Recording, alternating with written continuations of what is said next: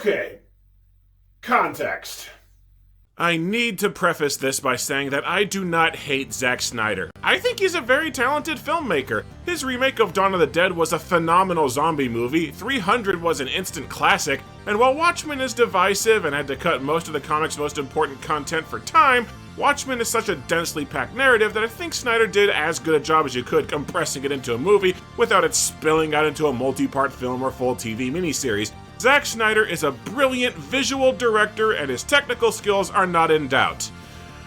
But I hate pretty much everything he's done with what's known as the DC Extended Universe. I hated Man of Steel, and not for the widely memed straw man reasons. It wasn't because the movie was too dark or violent, or because Superman killed someone, or because I wanted another Christopher Reeves. It's an adaptation. Shit is allowed to change as long as it's true to the spirit of the character. I hated Man of Steel because I thought it was a bad movie. The characters felt painfully underdeveloped and flat. The bulk of the movie is a damn hour of rapid-fire flat exposition dumps followed by an hour of CGI splooge noise that just bored the hell out of me. The plot runs on such contrived, forced logic by making its villain a moron who is constantly working against his own goals that the entire story just collapses for me. But the big problem for me upon rewatching it was that they do such an abysmal job charting Clark Kent's development into Superman that the two feel like completely separate characters. I just don't find a superhero compelling when 90% of the reason he's a hero is because his dad told him to. And for all its hype about Superman finding his place in the world, the only thing it actually has to say on the topic is if people knew about aliens, they'd freak out. Which it just spells out in those exact words about a dozen times, and that's as deep as it goes. I have problems with its characterization of Superman, but he wasn't unsalvageable. There was plenty of room to rebound if the sequel hadn't doubled down on all his worst traits. I know lots of people like the movie, I just don't agree with them. This movie does nothing for me. At the time, I thought the follow-up movie, Batman v Superman: Dawn of Justice, was better just because Snyder's Batman is the closest his films came to a fully fleshed-out character, but rewatching it to prep for this review, that whole movie just feels like a tedious, trudging, soulless slog of a film. Dull plot threads that take forever and a half to go mostly nowhere, and a title fight between two wholly unlikable protagonists. On one side, we have a Batman that tortures and kills tons of people, gives no shit about the actual victims of crimes, knows that Lex Luthor is evil but doesn't seem to give one iota of a damn about actually stopping him, and his entire character is just being hell-bent on preemptively murdering Superman, content not knowing a single thing about him. On the other side, we have a lazy-ass Superman that caused an international incident by just saving his girlfriend and then leaving before the job was done, looks friggin' miserable actually saving people, actually gives up rescuing people from a burning, collapsing building to go off and sulk. Yeah, for real, that's in the ultimate cut. And rather than asking if his problems are because he could be doing a better job as a superhero, just wonders why he even bothers and admits he only does this to impress his dead dad. In between, by the way, both his parents lecturing him on how he shouldn't give a crap about anyone except himself and his girlfriend because life sucks and there's no such thing as good, so just find a wife and hope that love makes your shitty days bearable. Yes, I know this Batman's having a midlife crisis and this Superman is supposed to be disconnected from humanity. That doesn't change the fact that the only likable trait about either of them is that they're named Batman and Superman so that you associate them with better versions of themselves. And when it's time for Batman to morph back into the version from the comics, it happens on a dime and feels completely unearned because the film hasn't taken 2 seconds to build him as anything but a murderous, rampaging psycho. In between them is an embarrassing take on Lex Luthor that has non-stop cringy mannerisms and a plan that makes no sense whatsoever, explained away with the cheap handwave of, oh, one of the most legendary Machiavellian villains of all time is just a goon working mindlessly for Darkseid. Tell me more about how Zack Snyder's the only one who's ever gotten these characters! And a Wonder Woman that sat out every major conflict of the last 100 years, not giving one iota of shit about mankind, a characterization so blisteringly wrong-headed that Gal Gadot praised later DC films for undoing it. And yes, I saw the Ultimate Edition. It fills in a few minor plot holes and fixes the janky editing, in exchange for making the film even more padded, bloated, and tedious. It's barely an improvement. Again, if you like Snyder's DC movies, great, you can have them, but you're never going to convince me that these movies are good or that these versions of the characters aren't a total waste or that they have any keen insight or grand message about anything. Dawn of Justice's message plays to me like, our Superman sucks, can we please get a better one? Honestly, my biggest takeaway from revisiting these movies is that Zack Snyder should do a Godzilla film. He used a ton of kaiju tropes for the fight scenes, right down to the military taking a crack at both villains before the real action starts. Light wrestling and slamming through walls works great for Godzilla. Not so much when you devolve two of media's most iconic heroes into dull meatheads just slapping into each other. Zack Snyder was midway through making his third DCEU film, Justice League, when tragedy struck. His daughter committed suicide, and Snyder, understandably, left production to grieve with his family. Instead of just finishing the movie, Warner Bros. Hired Avengers 1 and 2 director Joss Whedon to reshoot and re-edit the film into a massive course correction from the last two very publicly divisive movies. But do it fast, or else millionaires will lose a few bonuses. All reports indicate that Joss Whedon was an abusive asshole on the set of Justice League, particularly toward Gal Gadot and Ray Fisher. No praise that I should have for his movie should be construed as a defense for his disgusting actions. I'm just saying that being made by a piece of shit does not negate the merits of a work itself. It's the same reason I may praise Ezra Miller's performance as the Flash, even though they turned out to be a whole can of yikes. But yeah, I kinda like the theatrical cut of Justice League as a light, breezy adventure. The villain sucks and the effects look half-finished, but I like the character interactions and the theme of these broken outcasts forming a surrogate family that helps them grow, and we finally got Henry Cavill actually playing Superman. Plus, I'm a sucker for Danny Elfman's soundtrack that incorporates the themes of Michael Keaton's Batman, Christopher Reeve's Superman, and Grant Gustin's Flash, so at least the music feels like a celebration of DC.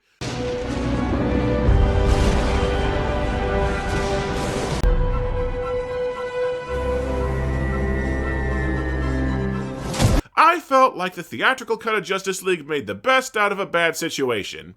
Others disagreed. Almost immediately after Justice League's release, rumors started to swirl about the Snyder Cut, an edit of the film that Zack Snyder had supposedly completed before he left, and Snyder's rather extremely vocal fanbase began demanding the Snyder Cut's release. And that's fine. I honestly wouldn't have minded fans advocating to see an alternate cut of a botched movie, if not for the fact that a subset of said fans started acting like a demented, toxic cult, bullying half the internet. They harassed and issued death threats to Warner Brothers employees and AT&T employees and anybody involved with DC films steering away from Snyder's vision, and anybody who dared like other DC films over Snyder stuff and anything related to the Arrowverse. Basically anybody who didn't agree that Snyder's DC movies were the greatest films ever made. Then one day, Disney Plus became a wildfire success spearheaded by exclusive series The Mandalorian. AT&T wanted their own nerd IP to drive subscriptions for their new streaming service, HBO Max, and Zack Snyder's Justice League was literally the only thing that could go into production on short notice. So they got Zack Snyder back to take his assembly cut footage, finish the effects, and release it as a 4-hour movie. And thus, here we are. I abjectly refuse to pay money to see this so as not to reward the toxic members of the fan base, but luckily my friend Miles sent me a copy instead.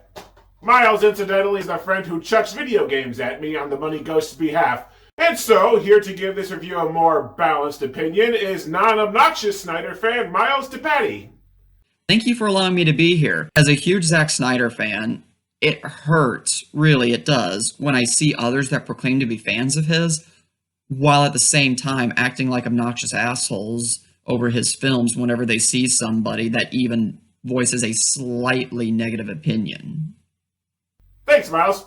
Oh, and I've also decided to set aside my self-inflicted restriction of 1 F-bomb per review. After all, Zack Snyder was running around screaming that he's the only one who makes R-rated superhero movies for adults, and I wanted to match that level of maturity. Because nobody else makes R-rated superhero content for adults.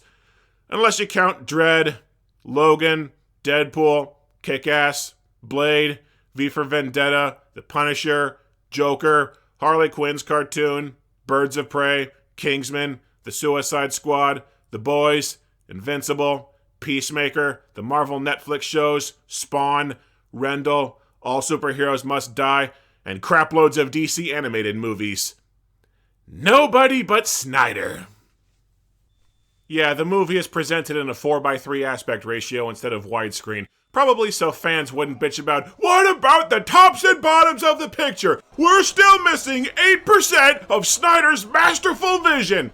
I'd snark, but after 2 seconds I stopped noticing it. As long as the picture hits 2 edges of the screen, the aspect ratio has never bugged me. The movie opens with a recap of the ending of Dawn of Justice. Superman gets stabbed to death fighting Doomsday.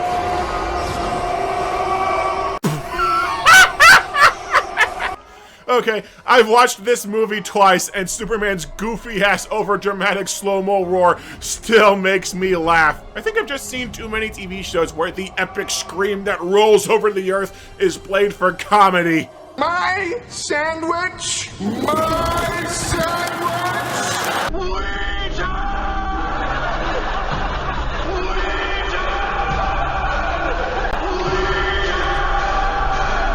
And major unintentional laugh number 2, Cyborg is keeping an alien doomsday weapon thrown in the back of his closet like a pair of old shoes.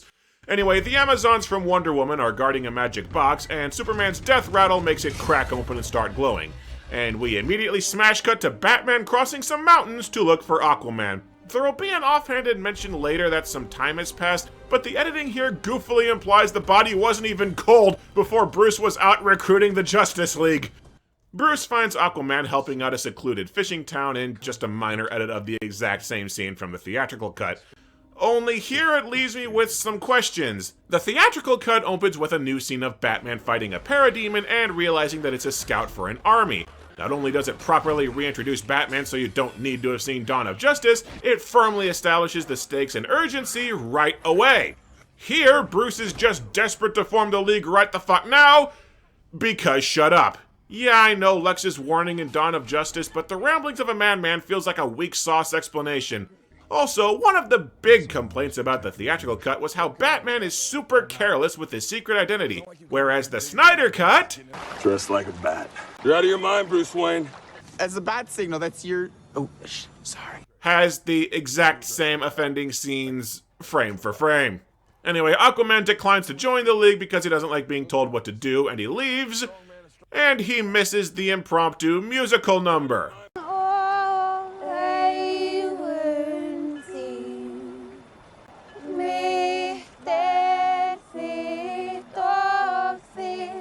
In case you didn't pick up that superheroes are gods from the 15,000 times we said it in Dawn of Justice.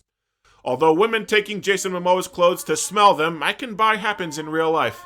Cut to Ma Kent to show that she's lost her house, a character and development that have nothing to do with the rest of the movie. Cut back to Bruce so he can reiterate that he failed to recruit Aquaman, which we already knew, nothing else of consequence is spoken in that scene. And then we see Lois Lane going about her daily morning routine of getting coffee, picking up a paper, giving said paper to a cop, and going to Superman's memorial, all in slow motion. That was 3.5 minutes of effectively dead air. Doesn't sound like much, but trust me, it's gonna pile up fast. You are wasting a lot of time here! Next up is Wonder Woman's introduction, where she stops terrorists from blowing up a bank, and which is the same damn scene as the theatrical cut, only with a god-awful, pretentious, wailing music track.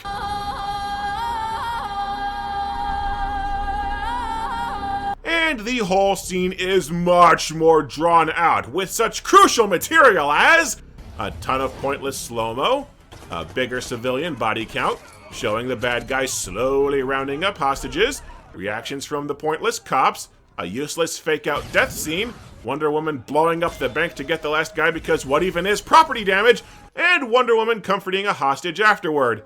That last part is kinda nice. The rest is just padding! It may be more drawn out, but I would argue the additional material makes the scene much more coherent and better edited than in the theatrical cut. In the theatrical cut, the scene is just extremely choppy with the editing. You see the bad guys had like 6 to 8 dudes, and Wonder Woman only takes out like 2 or 3, and then magically the rest are gone. It's just so ridiculously jarring. Just for a little taste of how self-indulgent this movie is, we are now 26 minutes in. By the 26-minute mark of similar superhero team-up film Guardians of the Galaxy, All but one of the main characters have been fully introduced. We got a full introduction to the villain. We had the main conflicts, both internal and external, fully established. We'd gotten some solid character development and lots of world building, and we'd already hit a few big plot points. By the 26-minute mark of the Snyder Cut, we've kind of introduced a whole 1.5 characters. Still waiting for the movie to actually start.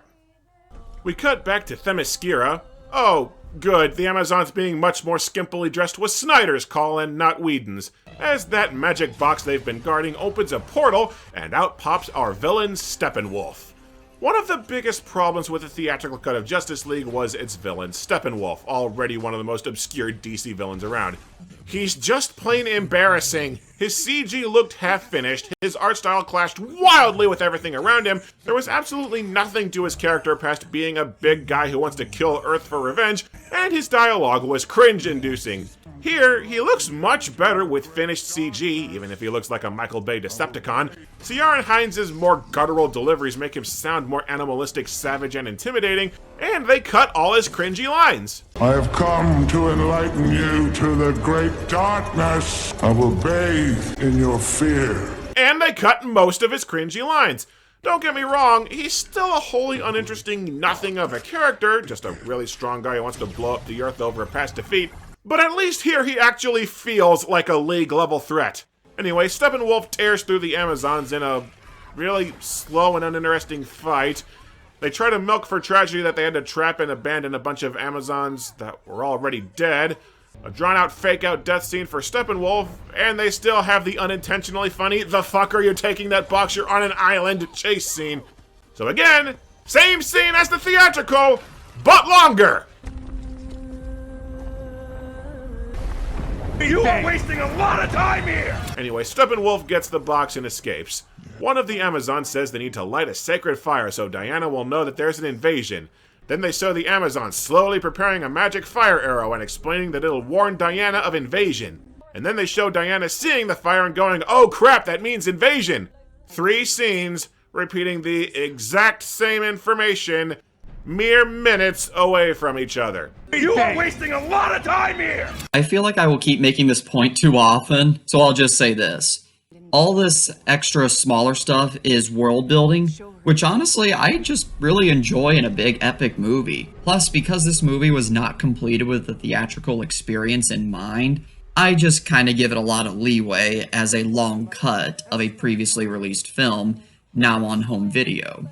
Steppenwolf sets up his base in a melted-down nuclear reactor, probably so nobody'll bitch about collateral damage in the finale. Apparently Steppenwolf's goons can detect people who've been near mother boxes, but can't detect the actual boxes. That way the movie can stall for time since it'll be over an hour before Steppenwolf does anything else. No, I'm not kidding! We cut over to Star Labs, a group studying alien technology, where scientist Dr. Silas Stone works, heading home just before a parademon comes in looking for one of the magic boxes. The next morning, it's hinted that Dr. Stone took the box without telling anyone, which we already knew since his son is keeping it in his closet. Ryan. Hey, Doc. Oh hey, Ryan Choi, aka the Atom. He will not do a single damn thing the entire movie, but we said a name that you recognize, you sheep!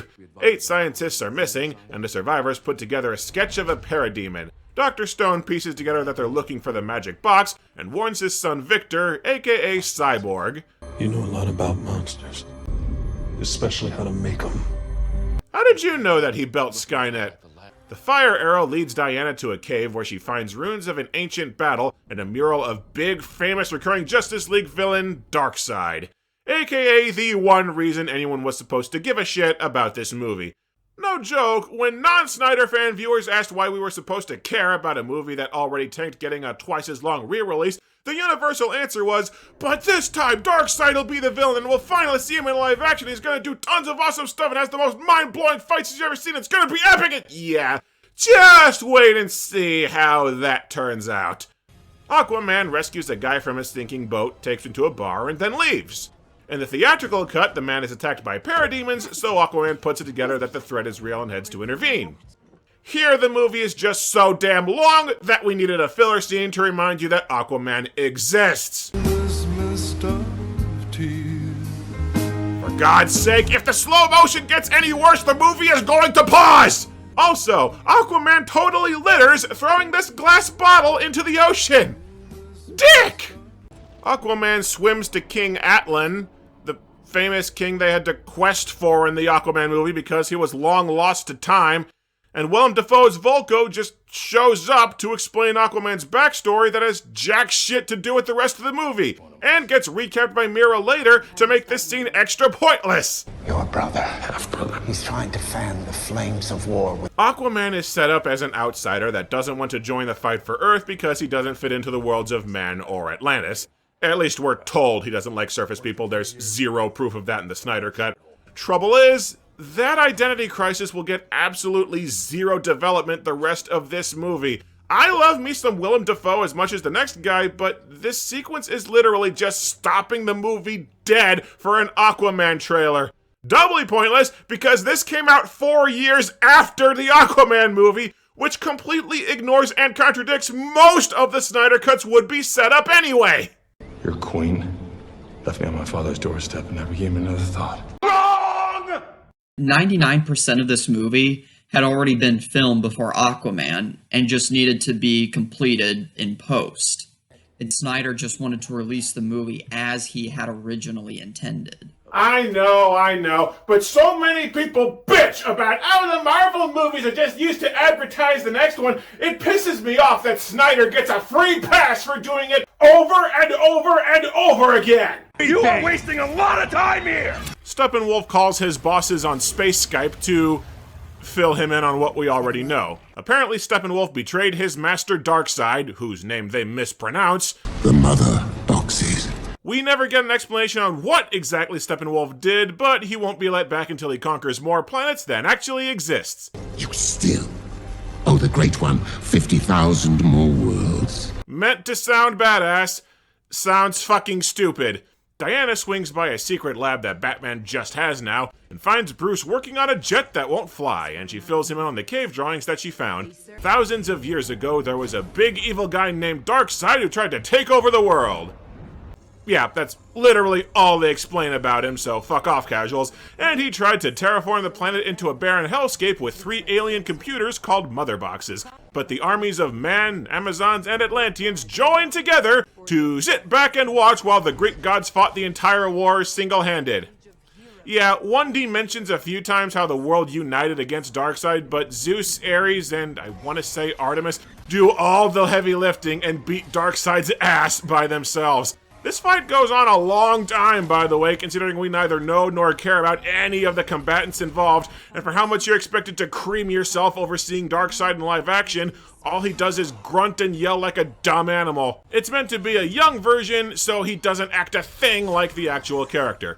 Anyway, Darkseid's army ran away and left behind the mother boxes, which were split among the 3 races and hidden away. Hidden in slow motion and excruciating detail that pads the damn movie out another few minutes. You are wasting a lot of time here! Batman and Wonder Woman realize they have to recruit the others and form the Justice League, so they'll be ready when Steppenwolf reveals himself. Okay, so current scorecard. We are an hour deep into the Snyder Cut right now.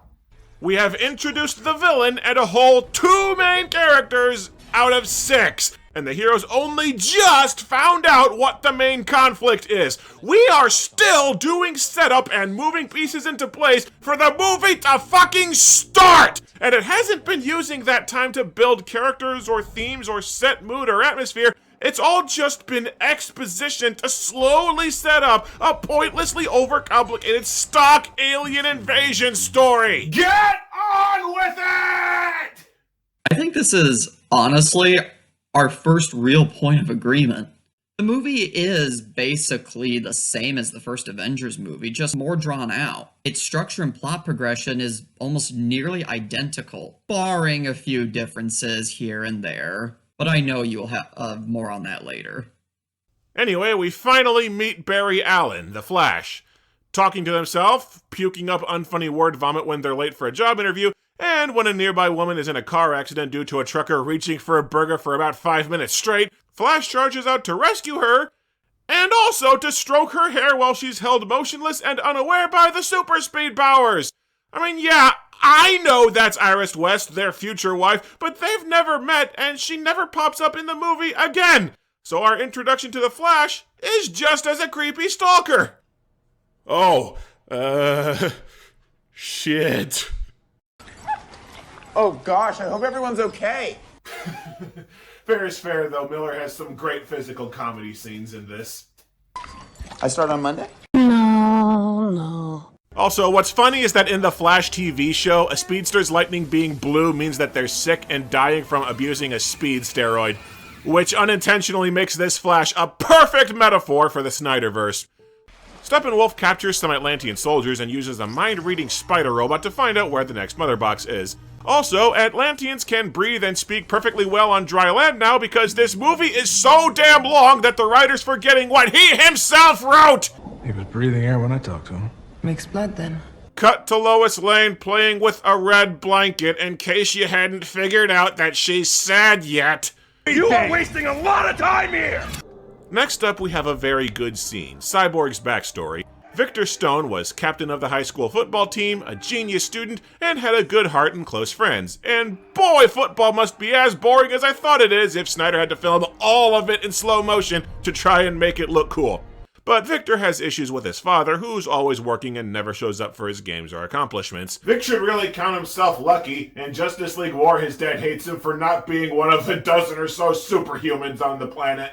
A car crash kills his mom and gravely wounds Victor, leading to him being revived as Cyborg, deepening the resentment at his dad turning him into a freak.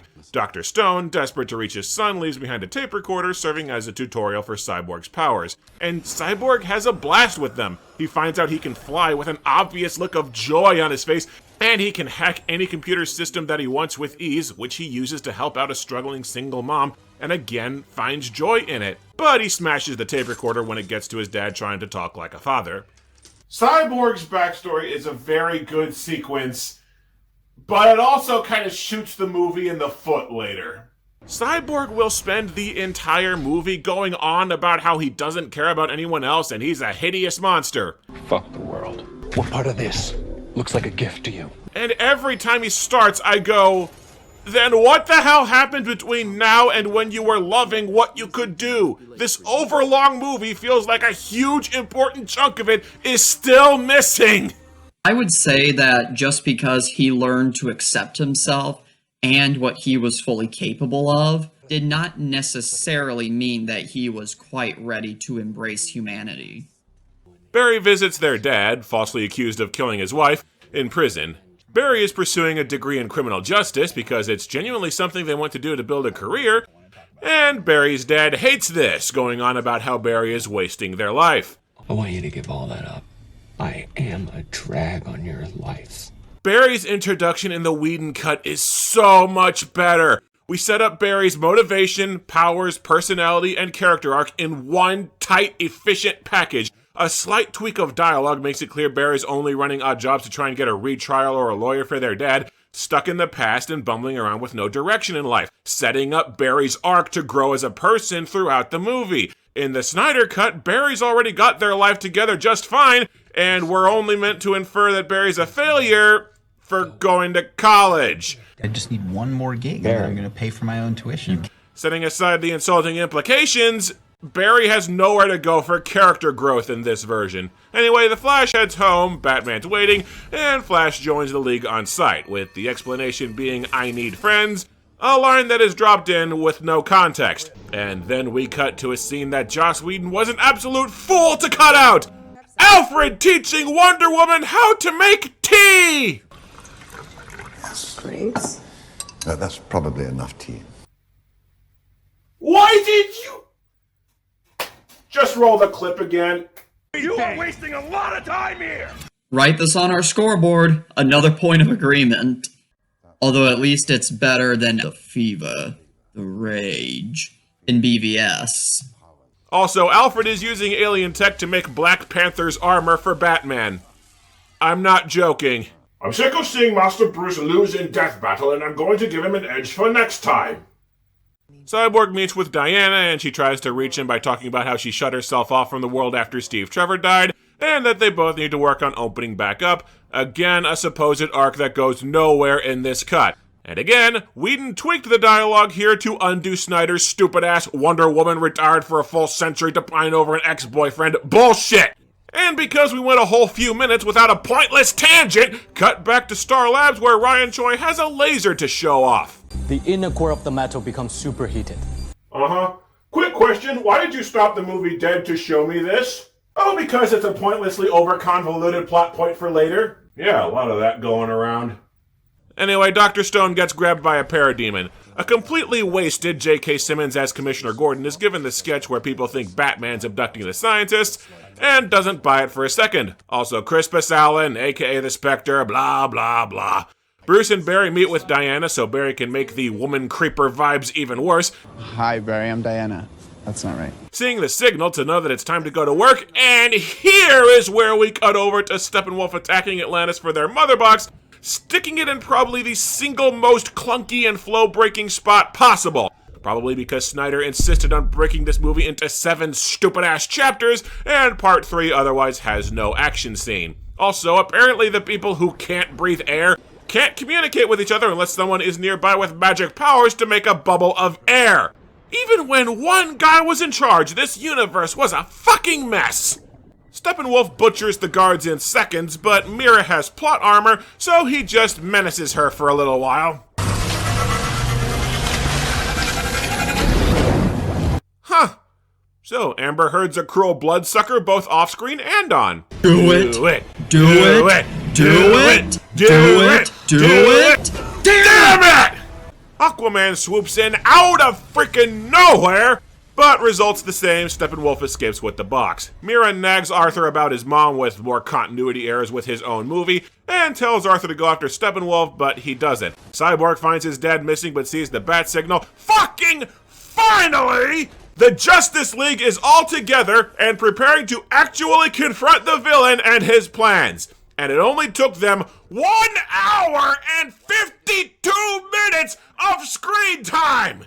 It takes just a hair under 2 hours before the Justice League does anything in the Justice League movie!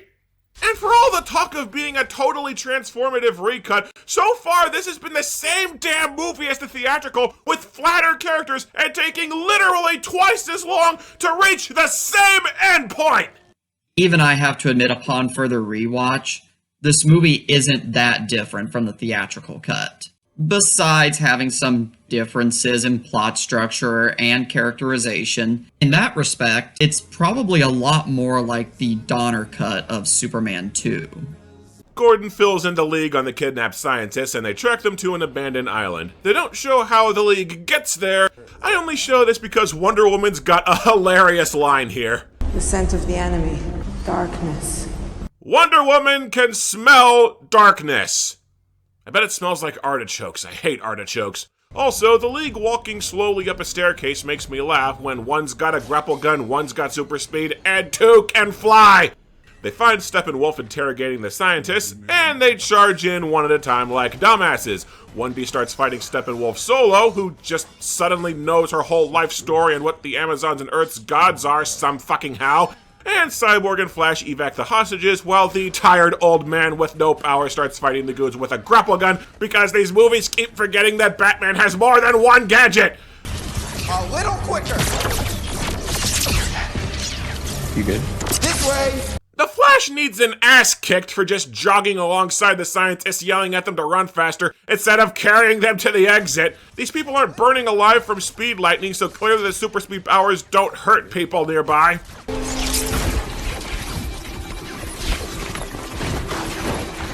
That being said, that part was cool. Meanwhile, Batman pulls a giant spider robot out of his ass. I would have bet money that this stupid shit was Whedon's edition. How often does Batman expect to use a gigantic, slow, 4-legged walker mech whose horribly impractical legs cause thousands in property damage with every step and which doesn't actually do anything except shoot Gatling guns? Anyway, the fight does not go well. Wonder Woman gets her ass kicked and Batman's mech swiftly follows. Wonder Woman forgets that she had super speed earlier in the movie so that we can pretend the Flash is helpful. And then Flash trips. And then stands still to get shot in the leg. And then has to get rescued from some goons. They had no idea what to do with the Flash, did they? Cyborg hooks a few missiles at Steppenwolf and accidentally floods the tunnel while he escapes.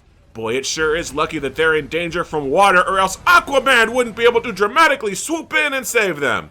He never explains why he changed his mind and joined the team. The plot just has him show up whenever he's needed. And FYI, all this, almost the exact same action sequence as in the theatrical cut. While Cyborg jets off to get his mother box, Steppenwolf gets back to his base, and out of nowhere and for no frickin' reason, the mother boxes give him a vision, telling him that Earth hides a super weapon that Darkseid's been looking for, the anti-life equation. Yeah, for those of you who don't read comics, Darkseid's deal is that he wants to enslave the universe with a math problem that proves that life is pointless. This is the material that comic fans demand be adapted with only the utmost grave seriousness.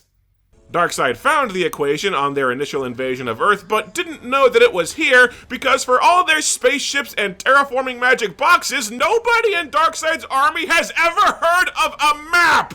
Nobody in the whole armada wrote down where that universe-destroying superweapon was hidden! On one hand, I think it's perfectly fine that the mother boxes show Steppenwolf a vision of the anti-life equation. The mother boxes were quite literally on top of it. However, it does make Darkseid look like an idiot with how he couldn't remember what planet he was on when he discovered anti-life. Steppenwolf reports this to Darkseid, who tells him via unimpressive-looking space Skype that if he takes over Earth, he can return home.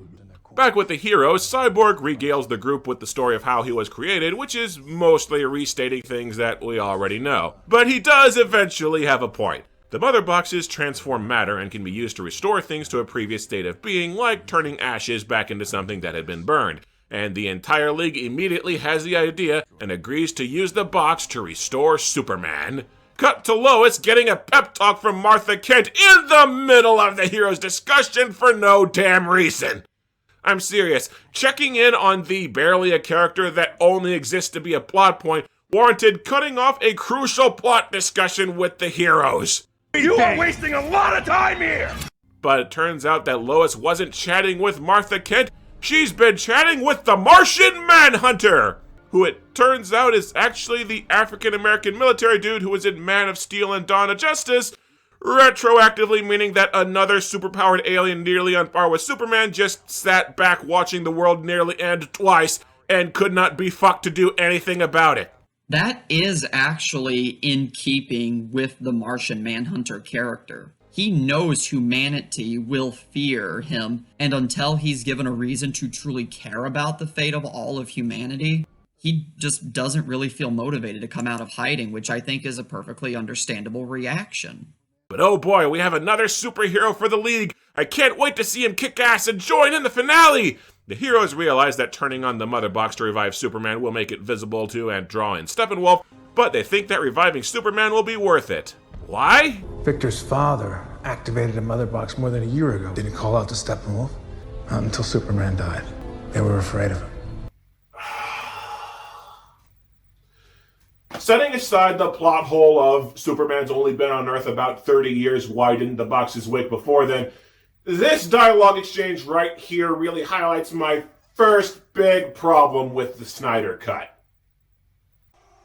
Ask most people and they'll tell you that the theme of the movie is that the world has lost hope with Superman dead and that the Justice League needs to come together to bring hope back to the world.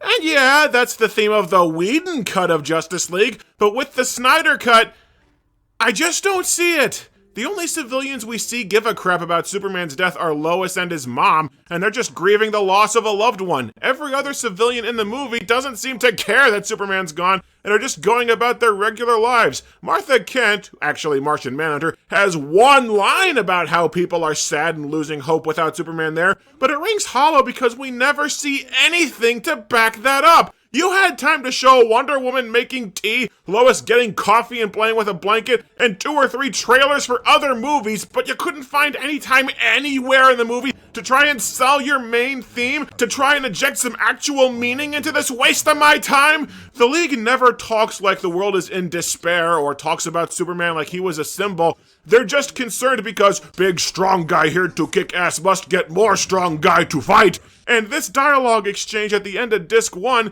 they're spelling it out that no, the Mother Box didn't wake up because the world was hopeless or divided. Darkseid and Steppenwolf were afraid of Superman for his sheer power level. The box was just going, "Coast is clear, dudes, the scary man is gone." It's an ungodly shallow view of these superheroes. They're barely developed as people, and the entire plot just turns on who can beat up who in a fight.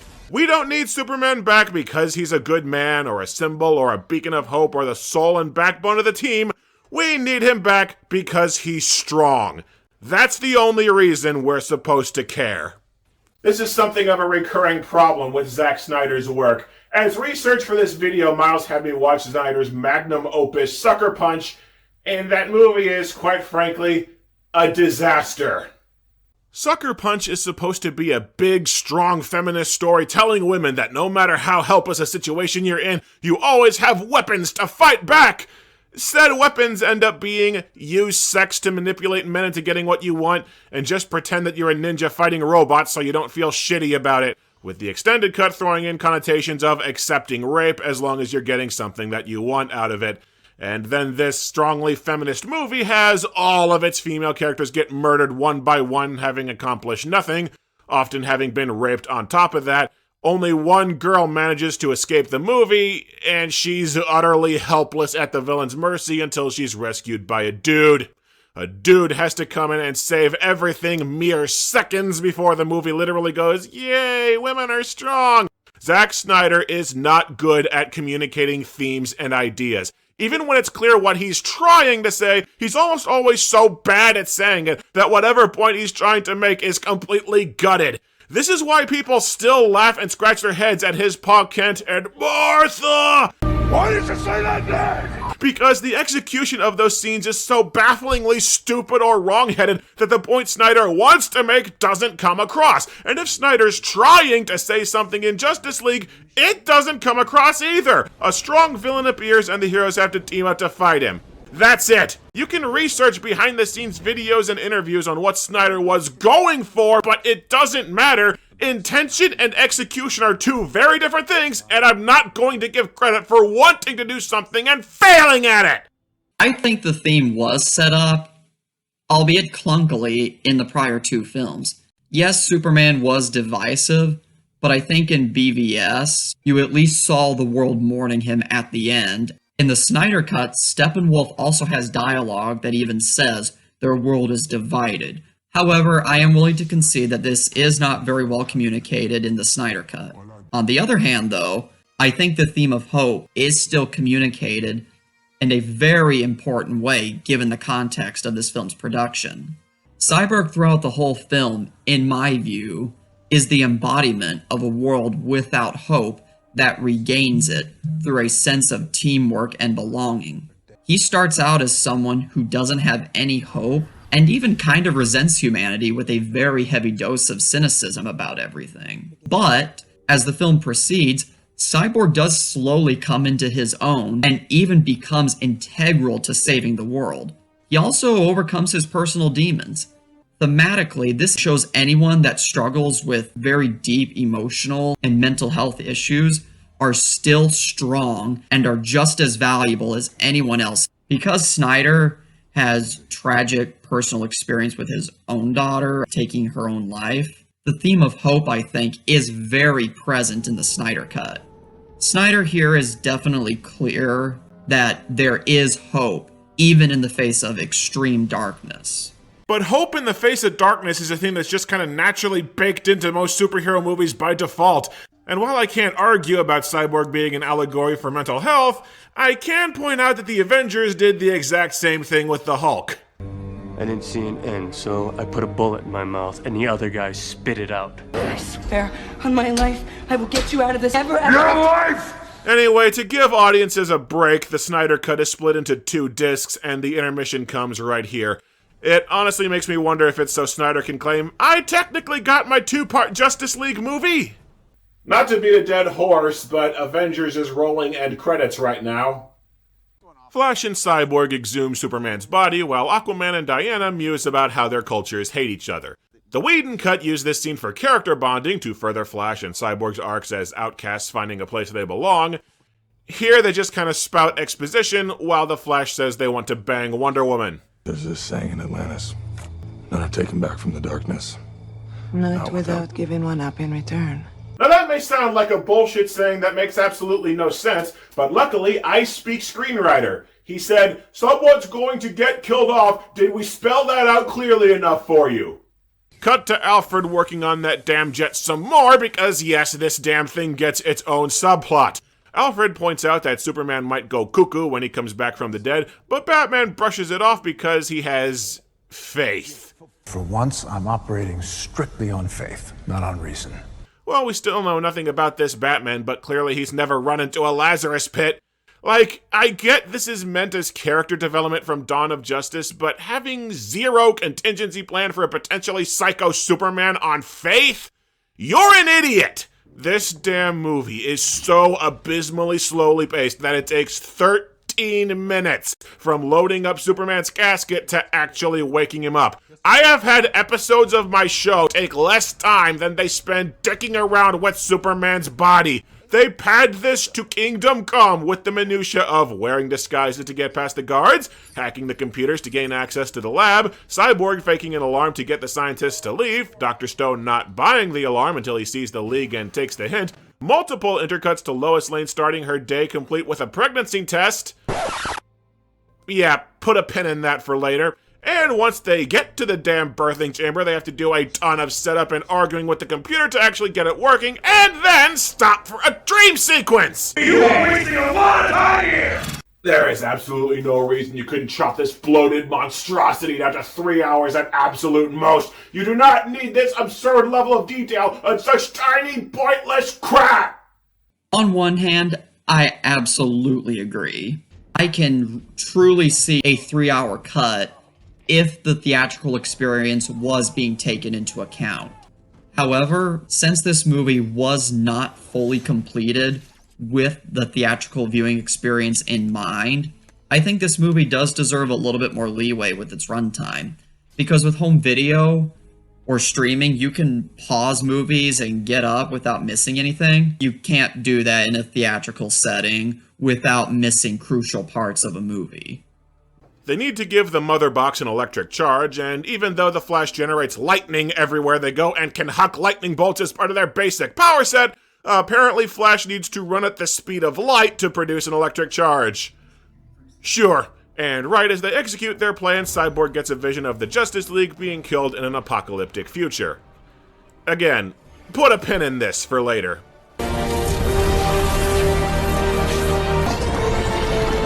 Oh god, it finally happened! The slow motion has reached such critical mass that the film's rewinding! Of course, the plan works, and Superman is brought back to life a little confused, except you know how in the Whedon cut, Cyborg just attacks Superman out of nowhere and pisses him off because the script said we need a flimsy excuse for a fight scene? Well, turns out that was Snyder's idea.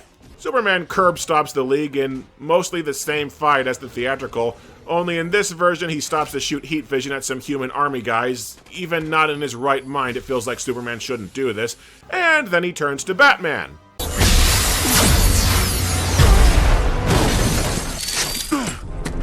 So the sum payoff of that whole plot thread about Batman having alien tech gauntlets was Batman being able to tank 2 hits of heat vision in a wholly pointless scene before discarding them the rest of the movie. But luckily for Batman, they just so happen to be fighting in the exact same place that Lois goes every morning, and she shows up to get Clark to stop. The distance they went to set up that plot point could circle the Earth twice!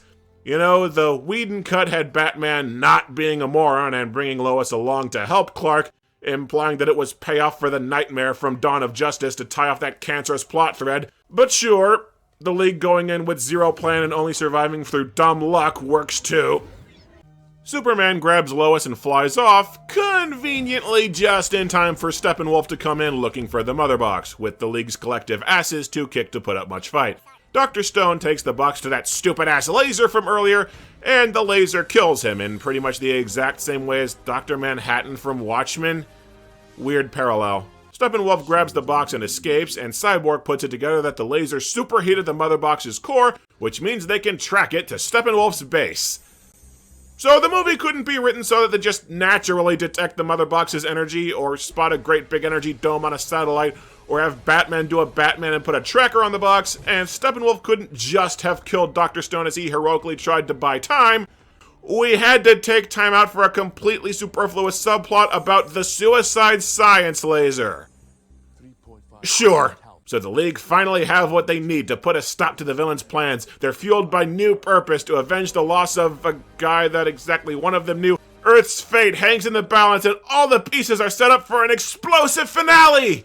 So let's piddle fart for 16 minutes before we actually get to the finale. I'm not kidding. Before we can get to the climax, we have to stop, have the League hike to Batman's lab to track Steppenwolf via satellite, which Cyborg should have been able to do from anywhere, have Cyborg finally fix that fucking jet, have Superman go home to reminisce about his childhood and reunite with his mom and go pick up his dry cleaning because the climax would end too fast if he showed up right away. This movie is still a structural mess. You butchered the film's momentum for busy work. Cyborg says that he can hack the mother boxes to prevent them from combining and blowing up the world, but it'll be dangerous. And even though the League has gotten its ass kicked 3 times, and now that I think about it, not accomplished jack, Batman is optimistic about their chances. He's never fought us. Not us united.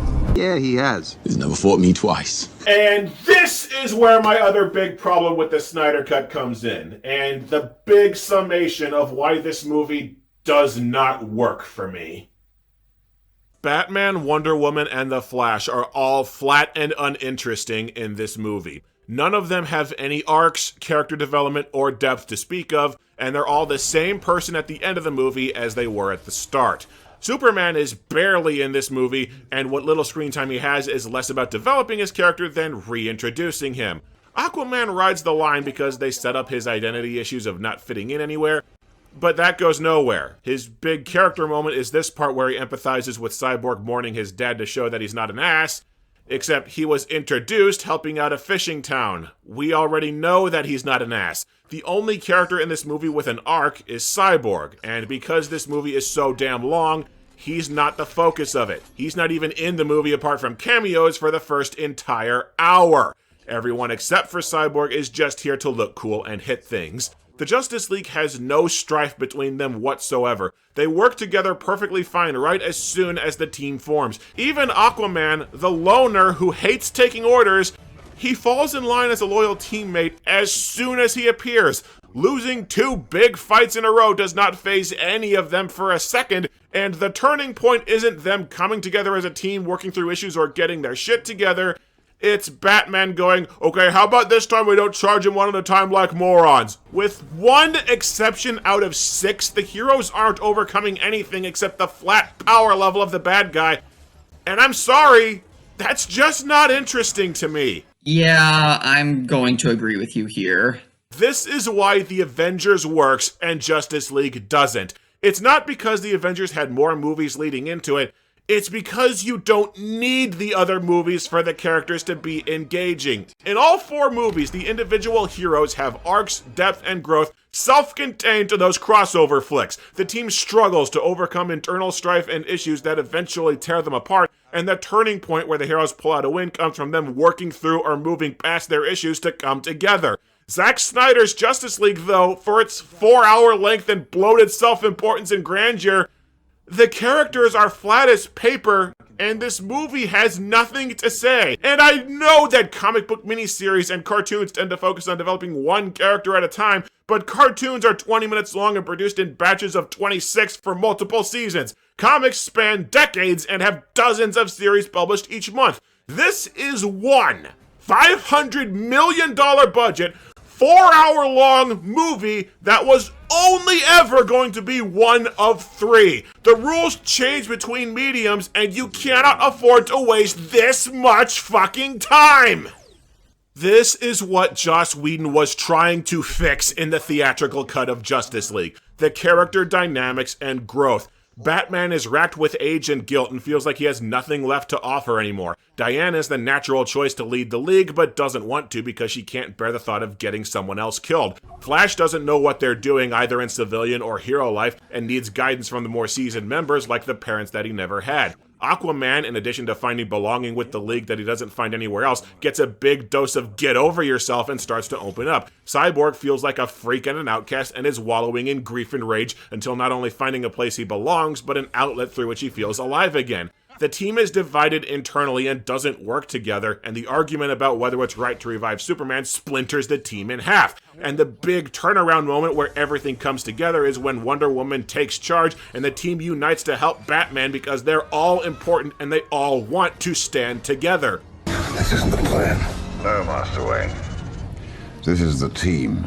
Joss Whedon was not some boogeyman who just charged into sabotage and ripped the movie to pieces. He tried his damnedest to give Justice League its big missing ingredient.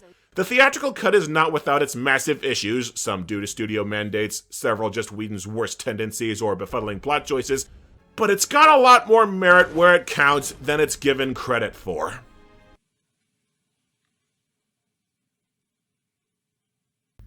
Miles, you okay there, buddy?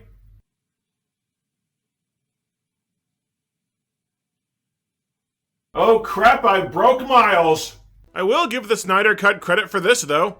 I like the direction that it takes Superman. Clark and Lois return to the Kent farm as his memories start returning, and we have this line. She loved it here. So did I. So did I. Humanity. That's all I was asking for. I have a second chance, Lo. I am not gonna waste it.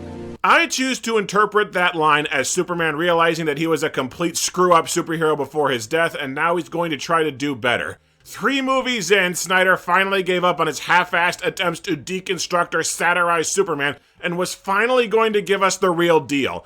It doesn't feel entirely earned, and the next movie might have squandered that progress, but these are nice moments in this movie. Too bad Lois is carrying the spawn of another man's seed. At last. Wait, 10 minutes of screen time and implied hours later in universe, Steppenwolf is only now adding the 3rd box? What, did he stop for a celebratory pizza party? Oh my god! This pizza is delicious! Those Ninja Turtles are right. We can't blow up the Earth. The food is too good. But luckily, the most important member of the Justice League is back in commission, the transport jet, accompanied by the most epic music ever to convey its importance.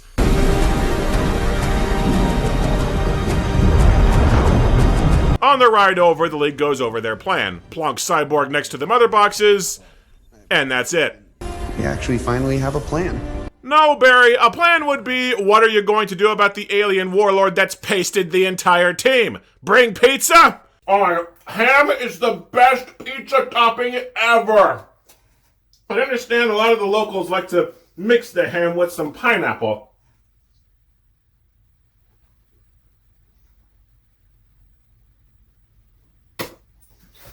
Change my mind, we're blowing this dump.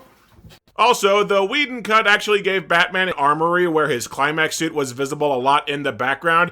In the Snyder cut, Bruce just abruptly pulls a new suit out of his ass. And I'm sorry, but the way Batman's goggles are designed, it makes me think Snyder got confused again and dressed him as Night Owl from Watchmen. Another really good scene with Superman as he goes back to the Kryptonian ship to get his suit, while clips of both of his dads play over it spliced together. It's the first time in these movies that this Pa Kent doesn't sound like a fuckstick. It's like calling do-over on Man of Steel, affirming that him being Superman is important. Superman picks the black suit from Death and Return of Superman, which makes sense. Snyder kept color correcting the movies to make his suit black anyway, so cut out the middleman. And so, big fight scene ensues. Batman drops the shield and draws aggro in the Batmobile. The rest of the team comes to rescue him. You know what happens because this is the same damn movie! The action climax is well done. It's fast-paced, well-shot, and much like the rest of the movie, the special effects and costumes just look better with the correct editing. One big problem with the theatrical cut is that Whedon messed with the color grading and lighting, which showed some of the costumes painted on muscles and looked ungodly cheap.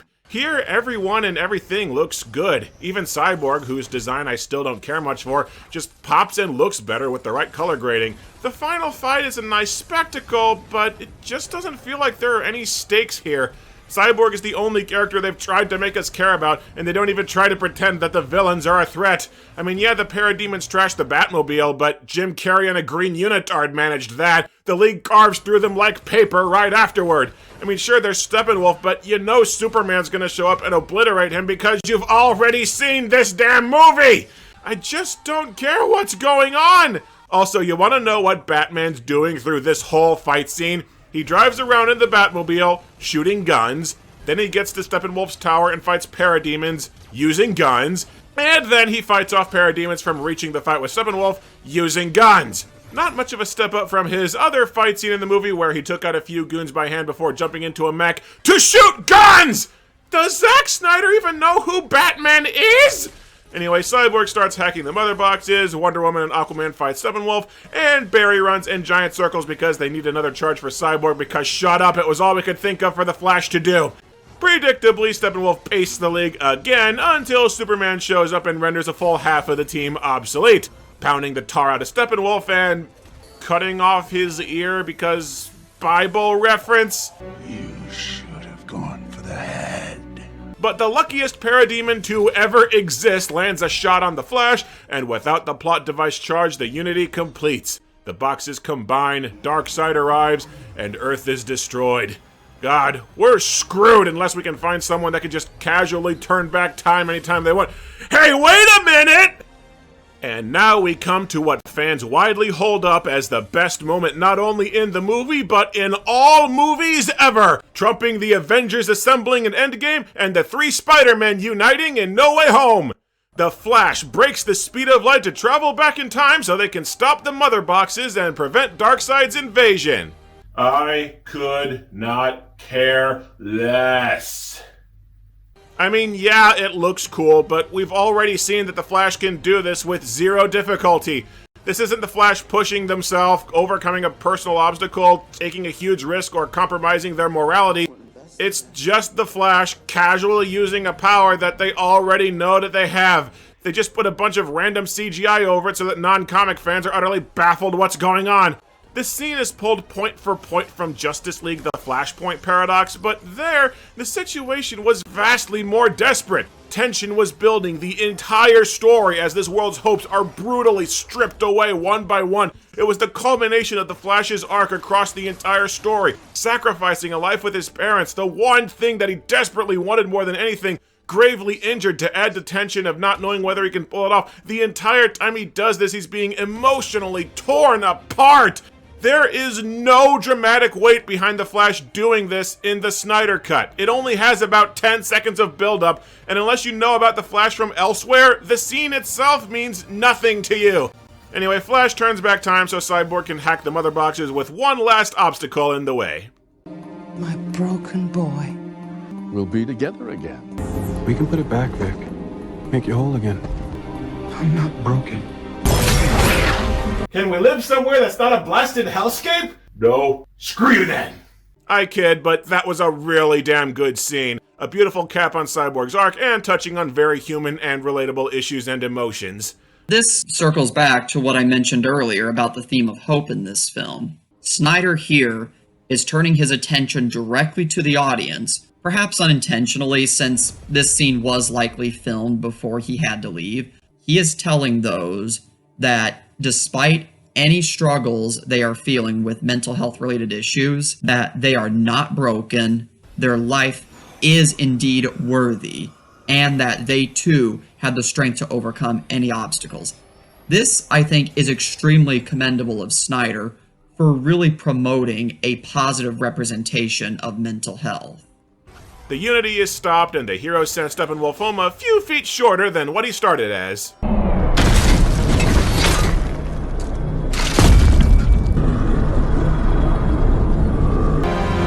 Nope! Anti-life is found, and we will stop at nothing. Ready the Armada. We will use the old ways. Yes, That is what the years of hype and toxic fandom and harassment and death threats and the film's entire marketing campaign revolved around. Getting to watch Darkseid walk a few feet and speak a few generic villain lines. Truly the epitome of comic book cinema. I'm more amused that the "Grr, I'm so serious for adults" movie has an appearance from Granny Goodness, who frankly might have been a better villain choice than Steppenwolf. Half the female Furies as a kind of dark Justice League impressing upon the heroes the need to learn teamwork. Alright, bad guy was defeated, world's been saved, not a single damn shot of ordinary people to imply hope's been returned to the world or had anything to do with the plot. Everything's been wrapped up nicely. Still half an hour of movie left. Cyborg uses those matter-transforming powers from the mother box to fix the tape recorder, implying that he can now heal wounds, de-age people, and wake the dead. Cyborg's dad gives the most generic "live life, it's your time" speech from everywhere. As long as it is well done, then the cliche nature doesn't really matter. While Barry visits their dad in prison to announce that they got a crappy job at a crime lab. His foot's in the door! That's my... So, in Henry Allen's book, getting an education in criminal justice to build a career? Bad. But getting an entry-level job in criminal justice that probably won't lead anywhere without education to back it up? Good. Aquaman decides to visit his Earth dad. Screw you still, Atlanteans. Wonder Woman just kind of overlooks a sunset because we forgot to give her any character stuff. And Batman overlooks the bat signal atop his brand new "Fuck you!" Why am I surprised? Why am I surprised that Snyder gave Batman the Dark Knight Returns Batmobile, the ugly, hulking, wildly useless, tumor-looking monstrosity that was specifically designed as a satire of what Batman should never be? Snyder wholly missed the point and adapted the spoof with a straight face! Why do I have a model of this Batmobile if I hate the damn thing? It made a fine addition to my collection. And speaking of missing the point... is now. Why is Superman still wearing the black suit? In the comics, Superman briefly wore the black suit because he had to. Dying had drained his powers, they were taking forever to recharge, and the suit took in more sunlight to help him heal and recharge faster. He discarded it as soon as he could because it didn't represent him. Here, Snyder just thought that it looked cool. And according to Snyder's Twitter feed, it was going to be another few whole movies before Superman was in the right outfit again. Lex Luthor hires Deathstroke to kill Batman in a blatant trailer for the Ben Affleck Batman movie that's never happening. I rather like how Whedon turned this scene into a tease for the Legion of Doom, which is also never happening. It does tickle me, though, that Deathstroke looks as irritated by Jesse Eisenberg's Lex as every audience member with a gag reflex. And I swear I did not edit this smash cut to another vision of a dystopian future. Batman's running around dodging parademon patrols with Cyborg, The Flash, Mira, and Deathstroke Mohawk. Cyborg says they need to hurry somewhere. You have The Flash with you!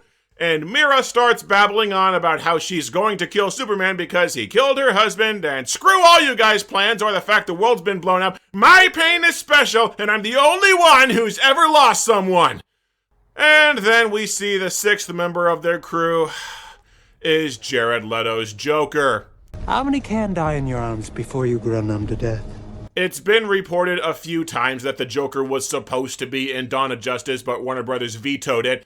And Jared Leto himself has said that he was never approached to appear in Justice League until Snyder added this bit in reshoots for the HBO Max release. Snyder has been dying to get the worst Batman and the worst Joker on screen together, and all that happens is the Joker mocks Batman over all the dead people that he knows, and Batman says he's gonna kill him.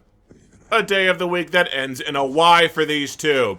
And the rest of the league just sits there watching this dick-swinging contest that goes on for 4 minutes. You want to kill me? Who's gonna give you a reach around? Jared Leto definitely did not make a good first impression in David Ayer's Suicide Squad. However, I actually think here his line delivery is very good.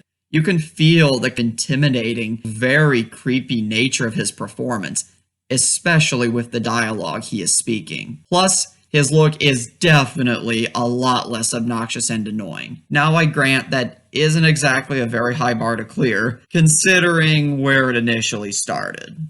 Now, with my praise of that scene over, I have to say, Snyder, what in the world were you thinking with the cinematography here? The scene is horrendously filmed. Everything is constantly in and out of focus. The middle of the image will look super detailed, but then everything else around it is incredibly blurry. Or even the center of the image will be completely out of focus, even if the subject of the shot is talking.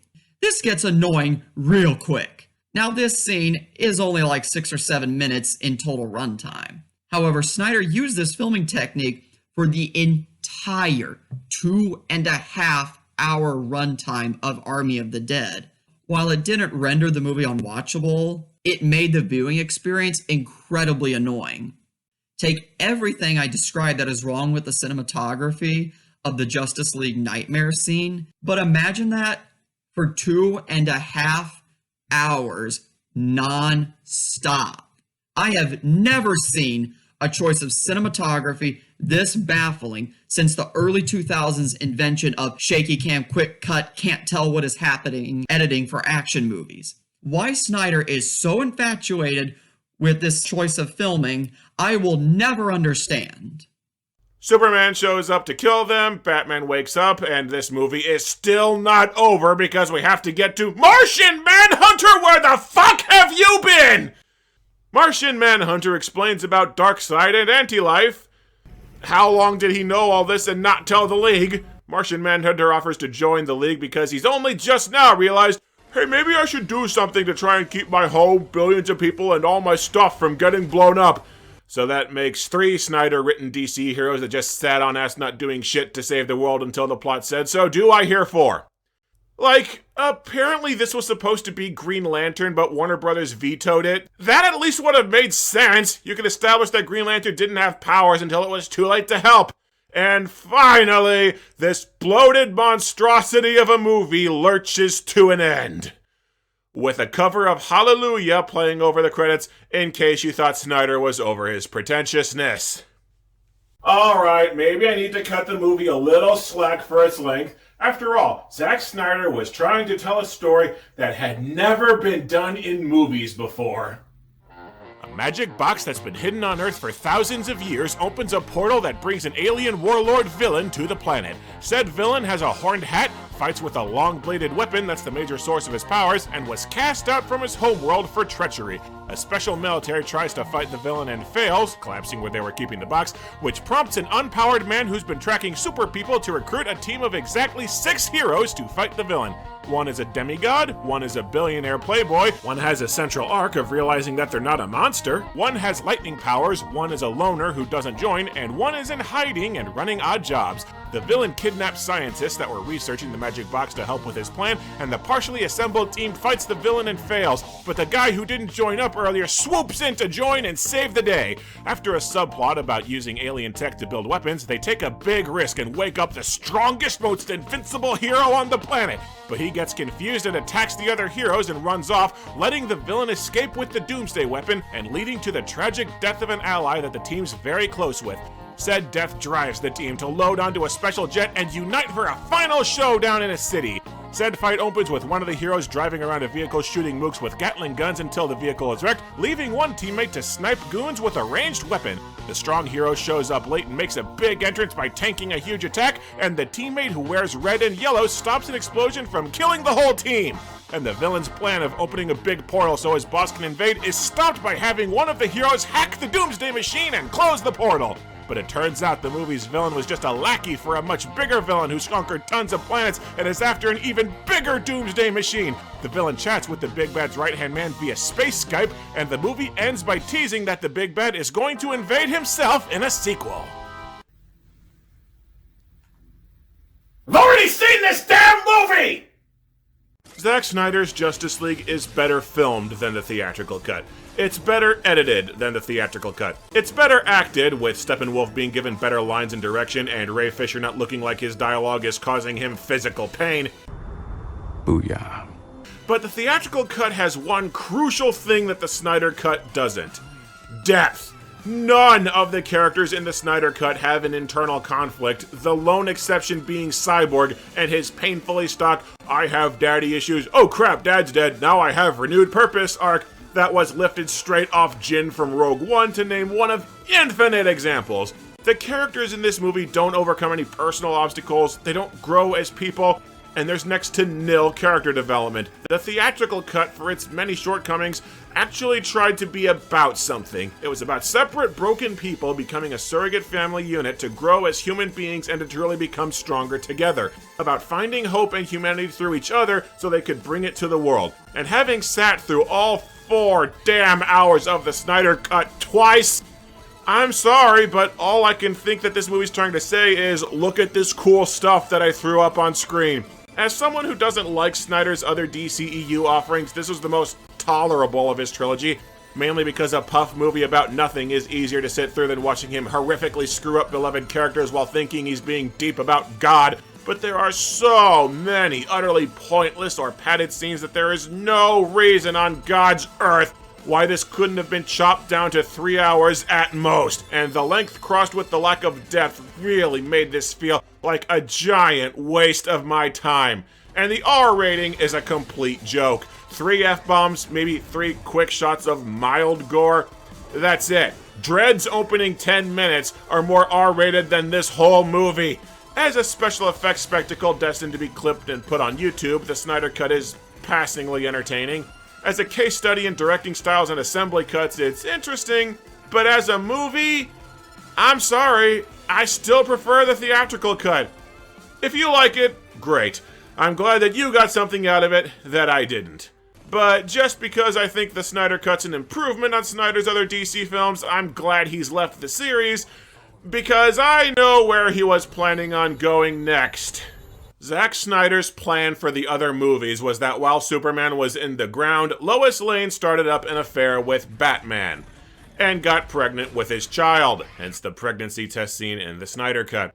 Darkseid would murder Lois on Luthor's advice, and Batman would fail to save her, and this would cause Superman to join up with Darkseid and help him murder and enslave the planet, and presumably the rest of the universe.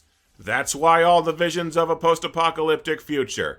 The only thing that would stop them is Flash going back in time to warn Batman that he needs to sacrifice himself to save Lois and keep Superman from turning evil. And then 20 years or so in the future, Lois and Batman's son, Bruce Kent, would become the new Batman. And if you're wondering why these movies would just abruptly jump forward 20 years, it's because Snyder intended for the DCEU to end forever after about 7 movies grand total.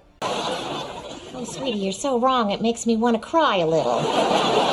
I don't have time to go into everything wrong with that stupid-ass fanfiction plan, so I'm going to focus on the thing that Snyder was obsessed with, making an evil Superman. His actual plan was for Superman's wife to get murdered by a supervillain, which would inspire Superman to join forces with her murderer because he blames her death on the guy that was trying to save her? The fuck kind of logic is that? And you're telling me that Superman is such a psychotic monster that the only thing stopping him from murdering everyone on the planet is this one lady that he gets to plow? That the only thing stopping him from murdering everyone on the planet is this one lady that he gets to plow? Take away Lois and he's totally fine with absolute genocide? You don't see how that kind of ruins the character, knowing that he has such contempt for everyone around him that he's one tiny step away from butchering everyone he's ever known? If it was going to be done with mind control like the finale of Superman the Animated Series, I wouldn't care, but this is just wrong! I think Grant Morrison put it best when they said people lose loved ones every day without becoming mass murderers, and if we can handle it, then fucking Superman should be able to handle it. Yeah, as someone who really will go to bat for most of Zack Snyder's creative decisions that he makes when he decides to adapt popular stories and characters, his original plans for the DC Extended Universe are absolutely ideas I would not be able to get behind. His original plans completely missed the point of other DC stories like Injustice. Every single time someone questions the evil Superman plan, fans whip out the same excuse. Snyder must be adapting injustice! And if that's true, then like so many other things in these movies, he's missing the damn point! Injustice is a 2013 fighting game where the Justice League fights an alternate universe Superman that conquered his world after losing his wife and unborn child. But that's not the only time evil Superman's been done outside of the comics. There's also Superman Red Son, a what-if story about Superman being raised in the Soviet Union, and the Season 2 Justice League episode A Better World, where in the alternate universe Superman leads his league to take over the world after their Flash dies. And all three of these stories have one crucial thing in common. Superman takes over the world because he thinks that it's the best way that he can help people.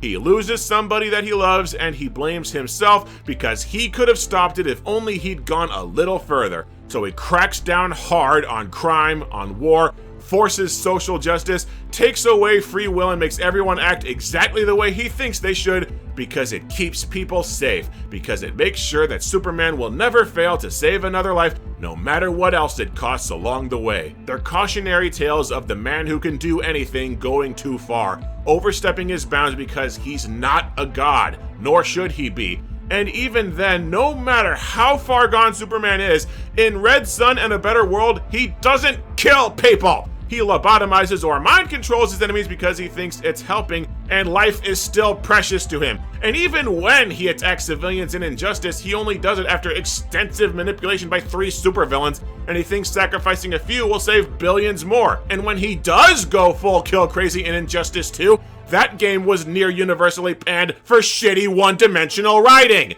Superman does not turn evil because, my wife died, now I'm going to kill everyone on the planet as revenge. Then be fucking juvenile. When Superman turns evil, it's because, I failed the people I love, and I will go as far as it takes to make sure I never fail anyone else. So to take an evil Superman concept and just plunk it down anywhere divorced from any actual context, that's not understanding these characters. That's, I will throw in this random meaningless visual reference to a thing you recognize, which is all Snyder does in these movies. Zack Snyder does not get DC's characters.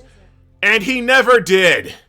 Now with so much fan demand and the massive, passionate fan base behind it, surely the Snyder Cut was a smash hit financially, right? No! According to Samba TV, one of the only sources that tracks HBO Max numbers, the Snyder Cut did okay with about 1.8 million streams opening weekend and 2.2 million its opening week, but only about a third of those viewings actually bothered to finish it, and even counting the partial viewings, its numbers were still lower than Wonder Woman 1984, The Suicide Squad, Godzilla vs. Kong, and Mortal Kombat, and it's currently being utterly shit-stomped by Robert Pattinson's Batman. The Snyder Cut lost to Space Jam 2, for Christ's sake. Doesn't stop Snyder cultists from trying to claim that it's the single most watched movie of all time because it got 500 million streams in China. This according to doctored screenshots of the streaming site Migu, which I checked out for myself, and turns out they don't post any streaming numbers.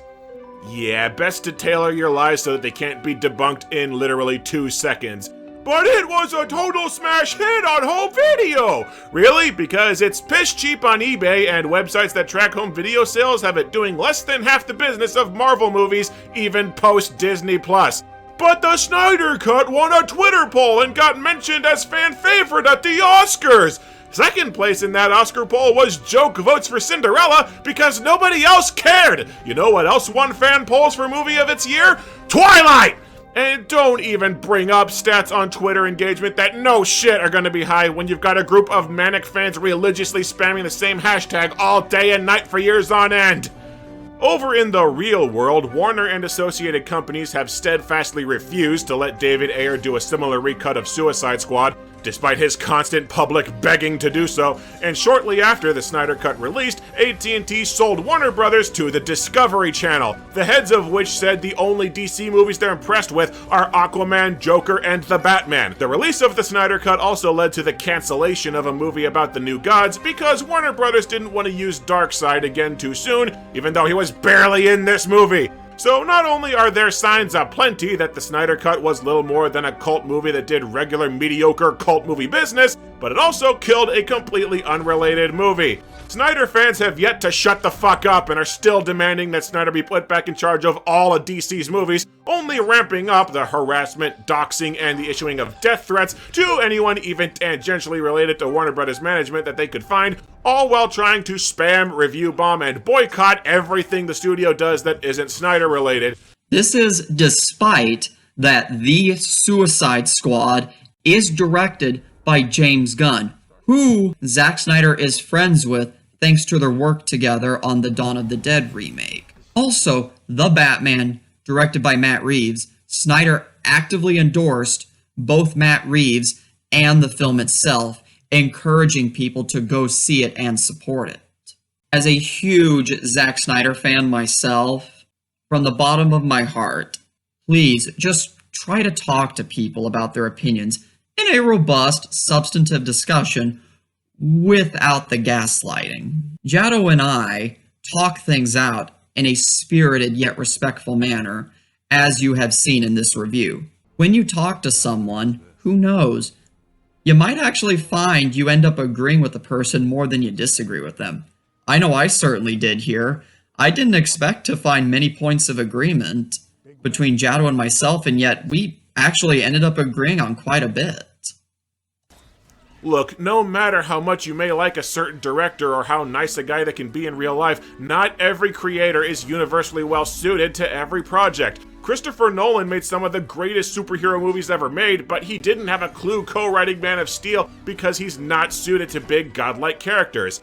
Ang Lee is a visionary director who fucked up the Hulk. Edward Norton is a brilliant actor who fucked up the other Hulk. Everyone thought Josh Trank was going to be the next big thing when Chronicle was a great indie superhero movie, and then he made one of the worst studio superhero movies of all time. The simple fact is, nobody bats 1,000. You can either accept that and move on, or you can actively make the world a worse place by harassing everyone you can find for not liking some movies as much as you did. The choice is yours. That was exhausting.